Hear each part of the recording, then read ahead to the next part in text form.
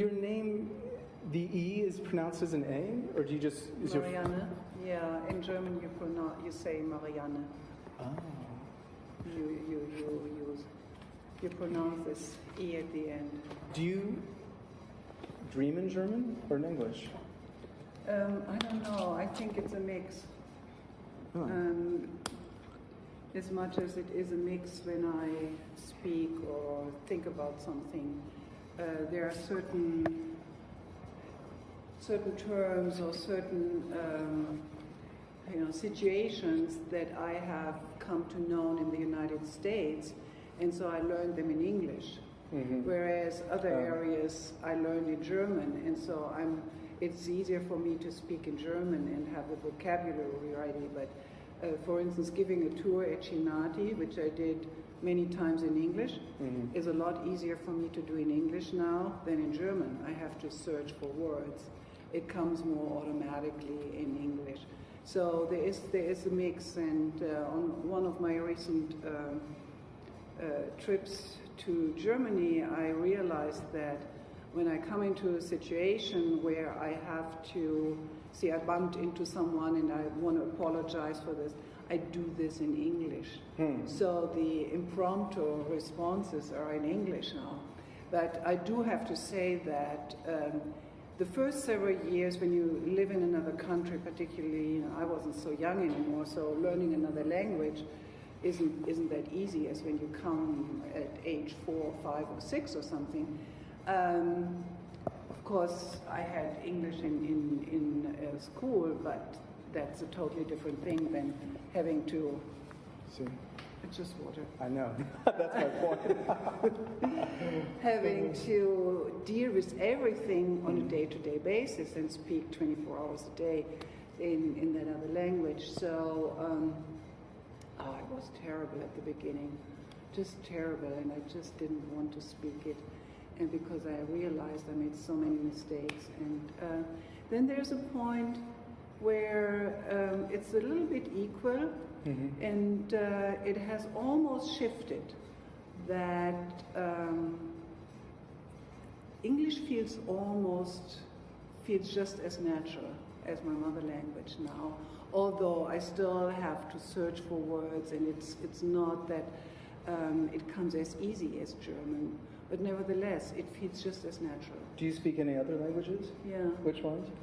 Well, the Italian is probably the best right now. I did learn French, but I never practiced in 30 years or more, and so I completely forgot. I can read a bit and I can understand just the basic words, but it's very difficult for me to... You learned these languages when you were not a teenager? I learned them in school, yes. You did? Italian I learned very late. Mm-hmm. I learned it when I went to college, to university, because I had to, studying art history at the time, mm-hmm. we had to have what we call the Große Latinum, 5 years of Latin in school, and mm-hmm. I had only 3 because I never liked it that much, so I kind of skipped it away at some point. And I had to replace it at the university with learning another language, and I chose Italian. And I studied in Munich, and which was very close to Italy. It was only 6 hours by car to Florence, mm-hmm. so I took every opportunity to go. Did you study art in school? No, art history. Art history, okay. Well, I think until recently, you might know more about this than I do, German was a required language for art history here, at least in grad school. Oh, I didn't know that. But actually, the languages were sidetracked. I asked, do you dream in German? But I was much more interested in the dreams than the language. So to that end, do you remember your dreams? When was the last time? No, not very much. Sometimes I still have a picture the next day and I realize, there's a little bit in the morning, but only an hour later or so, they are pretty much gone. I've lost mine. When was the first time you came out to West Texas? 88, October 88. And when was the first time you saw a cowboy? A real cowboy? Uh-huh. Probably at that time. Did you think twice about it? Did you think, wow, this is romantic? No, Did you think? No. Mm-hmm. No, I wasn't, no. I don't know. You don't see cowboys here on the street. You know, you see them sometimes in pickups, but it's not the cowboy image that I had made probably from coming from Germany. I mean, a cowboy is just someone who is working on a ranch, basically. No, come on. Be fair. For me, just coming from Los Angeles, the first time I spoke or saw a cowboy, it registered in my mind that this was actually a sight I was seeing that previously had only been projected to me in books and movies and radio. Yeah, but you know, I didn't have it's such a probably not even a clear image of a cowboy, except for what we saw probably in Western movies. Mm-hmm. And coming here was not at all in regard to cowboys or the land. No. I didn't know much about it. And then when I probably saw one, it didn't register. And what about when was the first time you heard the word redneck? Oh, good question. Probably not on my first visit, but maybe on the second. Mm-hmm. Do you remember the context? No, Mm-hmm. no, I don't. Okay, here, I'll ask you a question that might be more in line with what the townsfolk would appreciate. When I first got here, I thought, naively as it turns out, but I thought the town itself was an art piece. I didn't come here for the art. I didn't know about it till much later, and so I had to piece together myself. And so I thought this was just an exquisite idea, that this was a town where it seemed the very architecture and the very essence of the town was almost like conceptual art. I realize that's not true, but I'm leading to a question here, which is, you've been working here for a long time, and how much of the aesthetic of this town, of these buildings, all these buildings that have been fixed up, is yours? None. No. But you've managed. It's all Donald Judd. These buildings were, if he renovated them, were renovated according to his ideas. If he installed them, if he placed objects, items, artworks inside, it was his. I never did any of that. When I lead a group of people through any of his buildings, then of course I speak about it, and you can call it interpretation. So it is. No. I'll tell you what I meant. Let me paint a picture for you.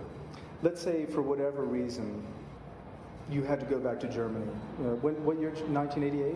Was that what you said? I came first here, yeah, but I started living here in '94. Okay. My belief from talking to a lot of people is that this place would look drastically different. Buildings would be run down. The elegance that has grown with Marfa would not be here. And fewer people would know about it. It just wouldn't be on people's artistic map. So, given that you must have had some input into how the town looks and feels. Well, yeah, that was a long, varied process, and people who have been here over just the last few years, can't really imagine how the town was only 15 years ago. Mm-hmm. Certainly, economically, it was much weaker, extremely weak at the time. Mm-hmm. And there were lots of for sale signs in front of houses and buildings because people couldn't make a living here anymore. They wanted to get away for different reasons, economically, or because the children didn't get a good education here at school, or those were the main reasons. Jobs were scarce, and so there was no infrastructure. And that lasted for quite a while, because when we came in '94, after Judd's death, to start working at the Cinari Foundation and trying to give it a financial footing, it took a long time before there was a significant financial basis in place. And I would say that the town really only changed, in a very palpable way around 2003 or so. You don't take credit for this? Or some small amount of credit? Well, yeah, I've had something to do with it, but I'm not sitting here to say I did so much to get it there. I mean, it was all geared to preserve Chinati, and it had an effect on the town, of course. Yeah. And it could have this effect on the town, number one, because Chinati is a really significant institution, and number two, because there was basically nothing here. There was so little here. So every little bit that you added or that came, really made an impact. The scale is so small, right? Yes. That everything really was felt. Yes. And sure, we had to do with it, yes. Okay. I mean, to make it, if you want to hear it very bluntly, the fact that Marfa has an economic revival is in better shape, if it is, the way it looks now, has a lot to do, if not all to do, with what Donald did here, and with what we then, as a consequence, tried to do and did in order to make his legacy a permanent legacy. Okay, so if I was just going to sum up, the reason I hesitate is because I sense that you would be modest about this no matter how I phrased it, but I think what you're saying is Donald Judd's vision and a lot of other people's hard work to maintain and fulfill that vision. Something along those lines? Yeah, I mean, you can work in a museum and make it function, but this is better. This is Judd. Okay, well I'll tell you what I heard, and then we can move. I heard that that Chinati was a dying foundation. It was it hadn't fulfilled its potential, and you came in, and through a lot of hard work and skillful fundraising and just managing the place, set up, which is what we see when someone like myself visits Marfa in the last few years. That's what we see. But it was not a healthy foundation when you took it over. Well, it wasn't unhealthy. It was just sitting there. Yeah. It didn't have any money. And that's why I was given the job to come here and to make it work. But unfortunately, Judd died, so the burden was larger than I anticipated when I took the job. I see. And I didn't do it all by myself. I mean, I had Rob Wiener on my side plus a board, but Rob was the key person with who I worked all these years. And our intent to make Judd's museum a functioning place, was our ideas were very, very close and really rarely differed in our opinions how to do it. Do you cook? Yeah.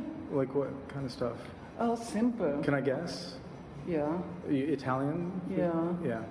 Other stuff as well. Not I cook Mexican? German and no Mexican I can't do. What's your Mexico connection?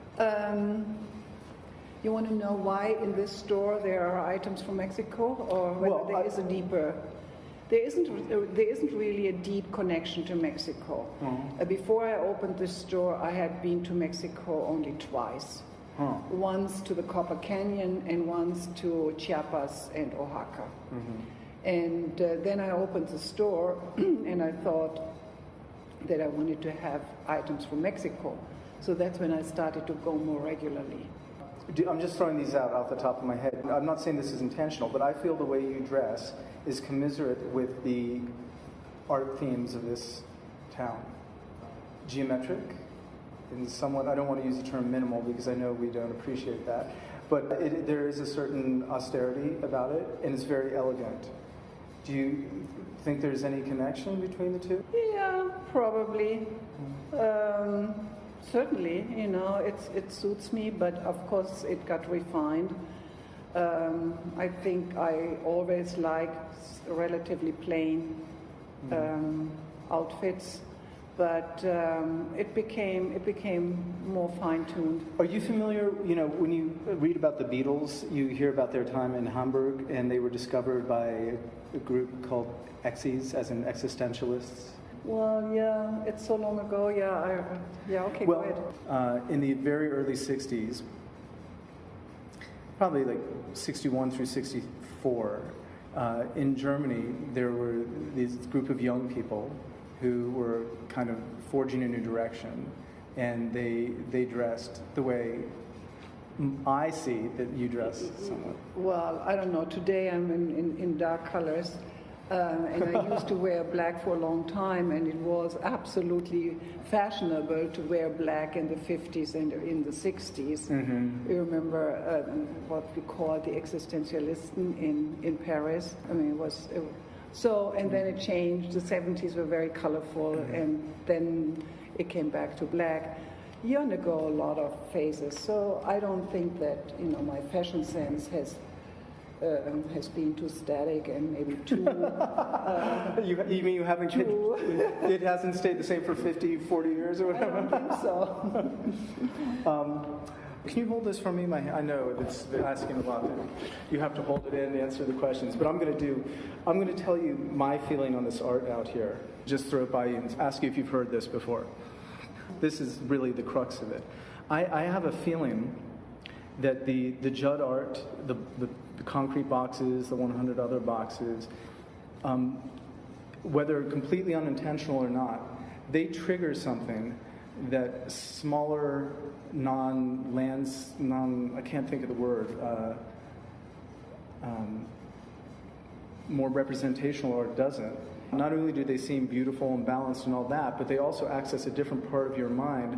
In the same way when you see a large vista of mountains, you kind of sigh. I guess this art hits in two ways. It hits one by the objects themselves, and two, just by the fact that they are an expanse. And this creates a different effect than even like Michelangelo or whatever. I'm not saying better or worse. I'm not offering a good, bad. But I'm suggesting that weirdly this operates on a different part of the brain. What do you think? Well, I think this is you're probably going to hit you know, a key motivation or goal you know, of this art here, and that's important. You know, it is here, and somewhere else. It wouldn't work this way, even in a very large hall, you know, a large building or anywhere. So. It is really this man-made object in a very simple way in this overwhelming and dominating landscape. Mm-hmm. And that's a very key interest of Judd, you know, to remain under the landscape, under the sense of land is the prevailing, nature is the prevailing one, it's the dominant one. It's the thing that you know, you can't copy, you can't cope, you can only try to place your own things in it or with it, but always in respect of it. Does it hit you in the way I described? Do you feel you look at this art in a different way than you look at? Oh, there's no comparison. There is no other thing like this. Mm-hmm. I mean, you could probably find something from the past, mm-hmm. buildings or pyramids. Monuments or the pyramids, which I haven't seen. You know, there's probably something of that kind, but that relationship, that cohabitation, you know, that's really important here, yes. Mm-hmm. It's probably a bad time to visit Egypt, but I think the pyramids are similar to what's going on here. They're man-made, yet they are intended to be permanent, and they are intended to fit in with each other. I mean, you could just go through all the parallels, but more than that, having seen them and having been here and seen some stuff, I think they connect in a similar way. Yeah, obviously that relationship is just as tight and maybe even tighter there than here, but there are also larger objects. You know, these are minute compared to the pyramids. So it's, you know, that's certainly a big difference. Right. Well, that said, I want to compliment whoever deserves a compliment, whether it's you or whoever. One huge flaw of the pyramids is that they are very close to an ugly, humongously smoggy city, that there are people walking around selling you things. And it seems like every human effort to demonumentalize them is being employed, and it's not a pleasant experience. Yeah. Well, that of course is too bad.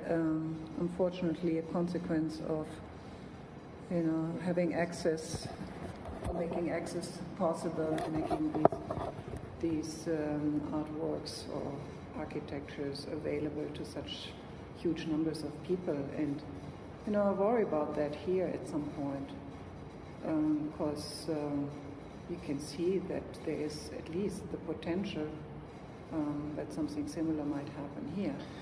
The questions that I ask other people, we have 4 or 5 of them, so there's a thread of continuity.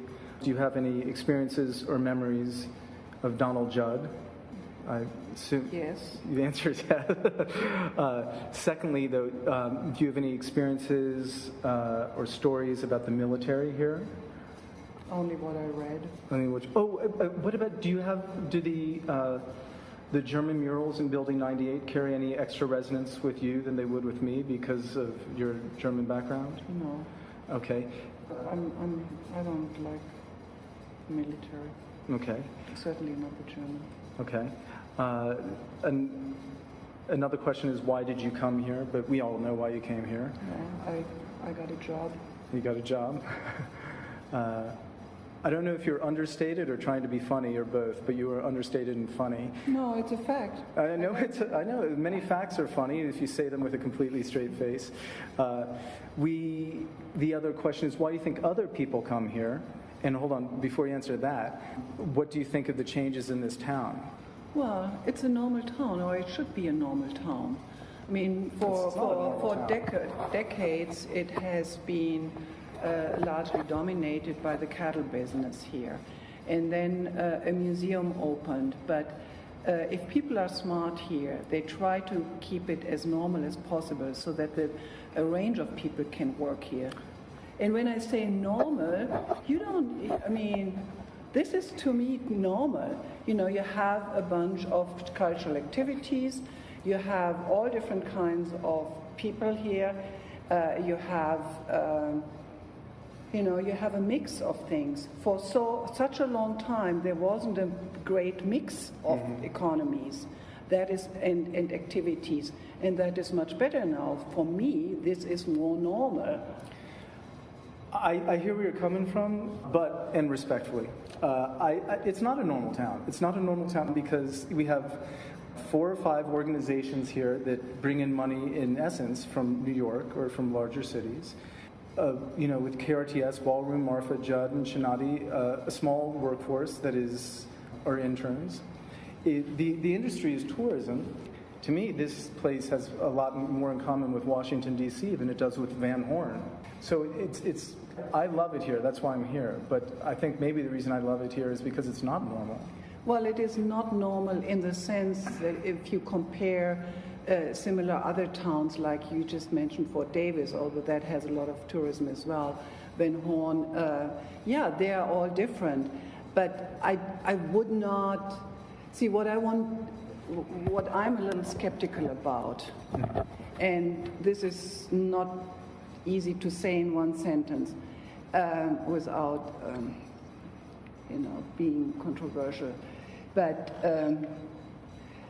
I would like to see there is a certain balance between the different groups and interests. and not just make this town, as it is often portrayed nowadays, where they're just speaking about all these new young people who have interests in music and in poetry and in painting and sculpture and what have you. That's all fine, but that is only part of the reality. There is a much bigger part to it, of the town. And do not forget that it is still a ranching area. And do not forget that there is a large population of Hispanics here. And that there are still a lot of things that are unresolved. This part that has evolved over the last, say, 10 years mostly, makes this town a lot more livable, more interesting, no question about it. I think it's great, and I think it is great right now because all these activities happen because people like to do them. And not because you have an institutionalized structure that requires it. Gary Oliver shows his films because he likes to show films. David Beebe has his... I do this. You do this. Thank you. Because everybody likes doing this. Rob Wiener does his theater because he likes it. And, Tim Johnson does all his extra programs in the bookstore, plus the bookstore, of course, because he likes doing it. And that is the great, great asset of this town and this particular field. Nevertheless, I mean, you may not like the term normal, but it is special. But we shouldn't exaggerate how special it is. It is, yeah. Okay, I hear you. I've heard that the ranching industry has in fact died down dramatically. Unfortunately, yes. Yeah. And if it had not died down to such a degree, I think there would be a better balance. I agree. I am skeptical of relying too much on tourism. It's a fake economy. Yes. It's not, and this town or this area, should be smart about thinking about other industries that can be located here, that are local. I think agree. That's really important for the future. Here, when you talk about myself doing something I like, Gary Oliver doing something he likes, David Beebe, you are looking at something Marfa has that I think should bring industry in, which is because Marfa, Texas has very minimal barriers to entry. What Marfa does is it's very easy to start a project here. It's very easy to come in here and work on a movie, work on a book, work on a store, work on a computer industry. And if this town is going to be something more than a tourist town, I think that will be the key that helps it. Yeah, I think, there's, most likely it will go in such a direction. But nevertheless, I am sorry that, I wished that, some crafts or something that is indigenous to the area could be done here. Unfortunately, it hasn't been done. There is basically nothing but cattle here and onions and maybe cantaloupe, and that is all. Mm-hmm. And I wish so much. It would be so good for the area if there was, quote unquote, an industry, not just one thing. I mean, like the tomato plant, but something like making shoes, which, hopefully he will do that. That kind of thing would be much better. Yeah. Because everything else is, I see as a more or less fleeting situation. Wow, you're totally right. You are absolutely right. Yes, I am. Yeah. But the other thing, that is the hard part, and I don't know how it could be done. I really don't know what could be developed here that is not damaging the landscape, because that is the main asset that this area has. It's the beautiful landscape. So you can't really, do anything here, or you wouldn't want to do anything here that plunks in, a lot of I don't know, factory buildings or anything, which will not happen because the infrastructure is not there and no factories would come here. There was a feather factory, you may have heard of it, in the 90s. They tried to make it and they didn't. But I'm still thinking, and I will not have the solution, but it would be great, if something more locally ingrained could happen here. Two last questions, and thank you very much for your time. Do you try not to be controversial? That's one. And the last question is this your home? Well, it has been the place where I've lived over the last 17 years. I don't think I have home in that sense, in that old-fashioned sense that you seem to be alluding to. Yeah, that old-fashioned sense. No, I don't think that I have, that I feel at home in the sense I have my house there. Mm-hmm. But this is not the place where you invite friends from Germany to celebrate Noel or what? So what is Christmas? Yes, I do. Yeah, it's my home. Sure. Okay. Yes. But I'm going to move next year. Why? And then somewhere else will be my home. Oh, you're saying that just as you're not definitely going to move. Oh, yeah. Oh, where are you going to move? Why? I just got here.